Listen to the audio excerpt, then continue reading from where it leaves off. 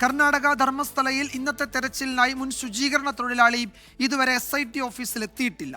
സംഘർഷങ്ങളുടെ പശ്ചാത്തലത്തിലാണ് സാക്ഷിയെ കൊണ്ടുവരാത്തത് എന്നാണ് സൂചന.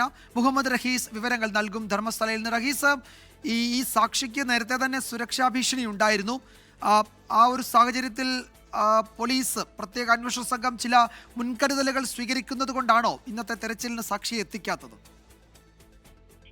വിജയകുമാർ, ഇന്നത്തെ തെരച്ചിലിനായി സാക്ഷി എത്തണമെന്ന് SIT ഇന്നലെ അറിയിച്ചിരുന്നു. അദ്ദേഹത്തിനോട് വരണ്ട എന്ന് SIT പറഞ്ഞിട്ടില്ല. കാരണം ഇന്ന് 13-ാം നമ്പർ സ്പോട്ടിലാണ് തെരച്ചിൽ ക്രമീകരിച്ചിരിക്കുന്നത്. അവിടെ ഇത്തരത്തിൽ വലിയ പോലീസ് സന്നാഹം ഇപ്പോൾ തന്നെ ഉണ്ട്.